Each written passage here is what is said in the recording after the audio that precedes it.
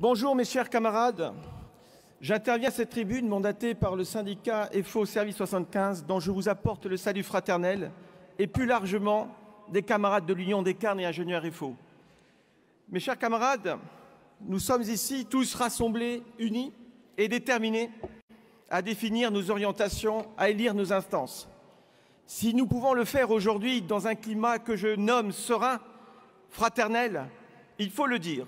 Incontestablement, c'est le travail, en grande partie accompli par le secrétaire général Yves Verrier et son bureau confédéral. Oui, mes chers camarades, il nous permet aujourd'hui d'intervenir et de tourner la page de la séquence de 2018 et de nous tourner vers l'avenir, c'est-à-dire vers le développement de notre organisation syndicale. Alors oui, mes chers camarades, j'interviendrai sur deux points. Le premier, la question du développement. Si nous voulons créer le rapport de force, si nous voulons peser sur les négociations, car oui, nous devons défendre ce qui nous est cher également, le réformisme militant et exigeant, celui qui négocie, celui qui contractualise, celui qui défend les droits des salariés, de tous les salariés, celui qui est en capacité de préempter des débats à venir, mais celui aussi qui est capable de déterminer des orientations claires pour pouvoir affronter les enjeux qui se dressent devant nous et les attaques qui seront certainement très importantes.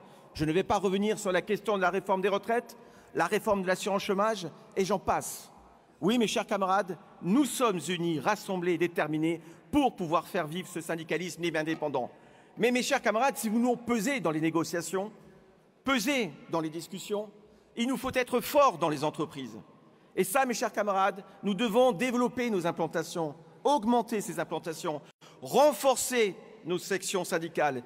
Et là, il y a ou plutôt une réponse. C'est bien évidemment la syndicalisation et la capacité à rendre accessibles nos analyses, de les partager au mieux, mais de nous adresser aussi, mes chers camarades, à l'ensemble du monde du travail.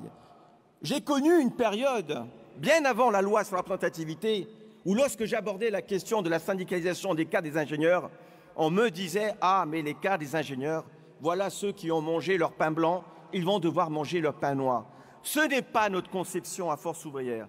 Ils ont toute leur place parce que ce sont des salariés à part entière, ça a été dit par d'autres camarades. Mais surtout, c'est qu'ils sont au même côté du contrat de travail, que ce soit dans le secteur public que dans le secteur privé. Alors oui, mes chers camarades, c'est une composante essentielle du monde du travail.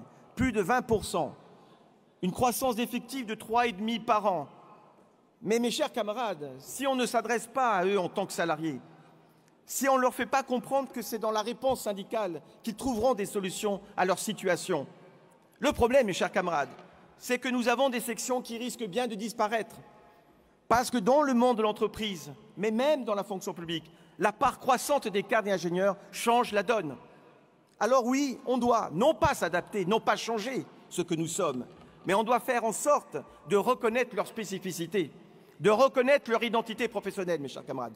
Car si on veut créer le rapport de force, nous le ferons avec l'ensemble des salariés, avec l'ensemble des agents de la fonction publique.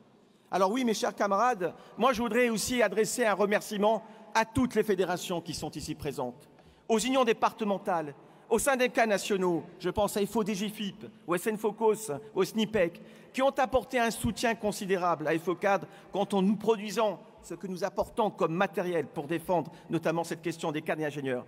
Mais je voudrais aussi apporter un remerciement à Yves et à Frédéric Souillot. Oui, enfin, je dis enfin, mais longtemps, j'ai critiqué non pas la Confédération, mais pour dire qu'elle n'accordait pas trop d'importance à tout ce que nous produisions à l'Union des cadres et ingénieurs. Or, aujourd'hui, c'est chose faite. Incontestablement, dans la diffusion sur les sites, et je remercie également Cyril, on diffuse ce que nous produisons. Les fédérations également le font. Mais nous sommes aujourd'hui, et je remercie encore une fois la Confédération, eh bien nous sommes hébergés à la Confédération, ce qui va nous donner beaucoup plus de ressources pour nous battre et nous développer. J'aborde maintenant le second point.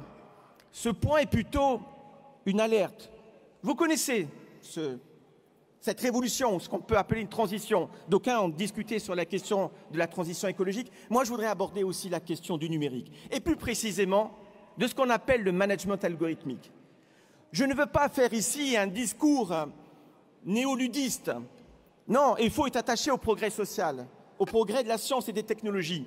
Elle ouvre des opportunités considérables dans certains secteurs, recherche médicale, aéronautique. Mais mes chers camarades, à défaut de régulation et de contrôle, à défaut de vigilance syndicale, se développe dans les entreprises, dans l'administration, un déploiement massif d'outils technologiques dits algorithmiques. Comment ne pas s'inquiéter, notamment depuis le confinement et après le confinement, de l'accroissement de ces outils qui visent à surveiller, à géolocaliser les salariés. Des outils, mes chers camarades, dont la puissance, vous n'imaginez pas, est sans pareil par rapport à la supervision humaine classique. Et je parle en connaissance de cause.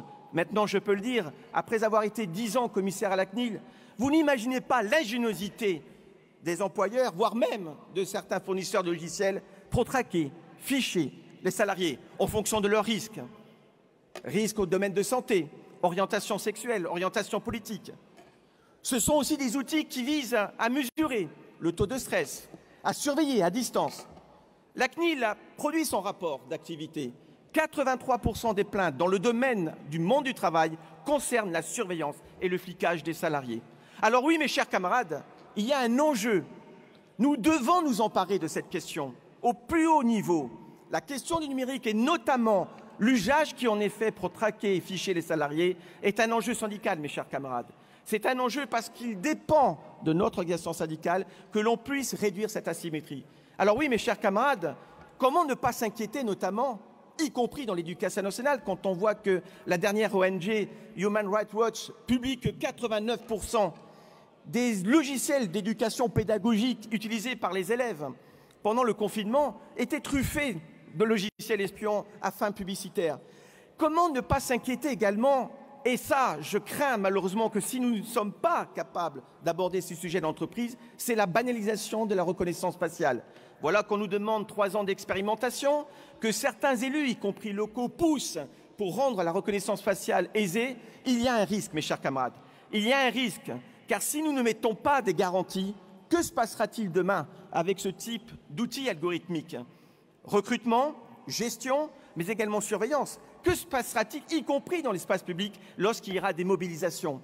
Je ne vais pas ici développer l'aspect technique de l'identification, de l'authentification des salariés à l'extérieur, mais mes chers camarades, pardonnez-moi, c'est un enjeu beaucoup trop sérieux pour le laisser aux seules mains des DSI et des DRH. Alors oui, mes chers camarades, c'est un enjeu qui doit aussi nous permettre de préempter ces débats sur la transformation du monde du travail.